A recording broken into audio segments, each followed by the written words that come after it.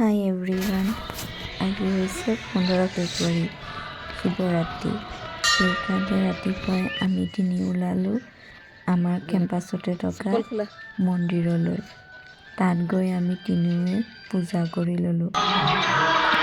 মন্দিৰৰ পৰিৱেশটো খুব ধুনীয়া আৰু ভিতৰত বহুত বেছি ঠাণ্ডা আছিল। এতিয়া শ্বিলঙত বহুত বেছি ঠাণ্ডা পৰি আছে।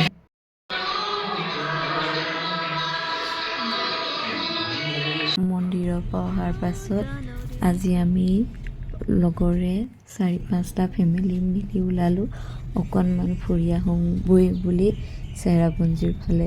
ভাবিলোঁ আপোনালোককো অকণমান আমাৰ ভিতৰৰ কেম্পাছৰ অকণমান পৰিৱেশ দেখাওঁ। খুব ধুনীয়া আৰু পৰিপাটি। আজিকালি গেটত নিয়ম বান্ধি দিছে, 5 বছৰ আগতে আহি সোমাবহি লাগিব, নহ'লে ৰিপৰ্ট লাগে বোলে। তাকে হাজবেণ্ডে মোক কৈ আহিছিল। চাওকচোন, শ্বিলঙৰ ৰাস্তা খুবেই বেছি ধুনীয়া। জুন জুলাই মাহতকৈ এতিয়া নৱেম্বৰ, ডিচেম্বৰ, জানুৱাৰী, ফেব্ৰুৱাৰীত শ্বিলঙত ফুৰিবৰ কাৰণে খুব ভাল। আহি পালোহি আমি। তাকে গৈ অকণমান আপোনালোককো দেখাইছোঁ। ইয়াতে পাৰ্কিঙৰ ব্যৱস্থা আছে ধুনীয়াকৈ। এইখন হৈছে মেঘালয়ৰ চোবাৰ ৱাৰু ব্ৰিজ। হয়তো মোৰ প্ৰনাউন্সিয়েশ্যনটো ভুলো হ'ব পাৰে। এইখন আছে বাংলাদেশ বৰ্ডাৰত। খুব ধুনীয়া আৰু পৰিষ্কাৰ পানীখিনি। 2021 চনত বোলে এইখন বনোৱা হৈছিল।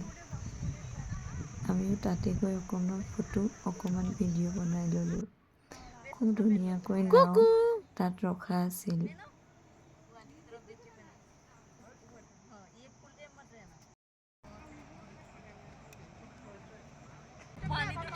वीडियो बन रही है ना। পানীখিনি আছিল বহুত বেছি ঠাণ্ডা।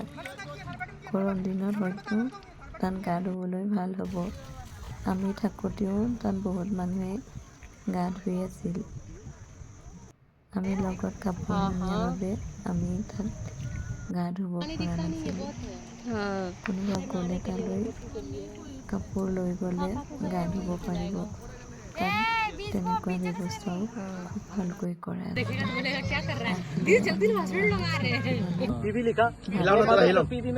হাজবেণ্ডসকলে খুব ধুনীয়াকৈ ভাত, চব্জি, দাল বনাইছিল। শেষত তেওঁলোকে আমাক ফটো আৰু ভিডিঅ' তুলি দিলে।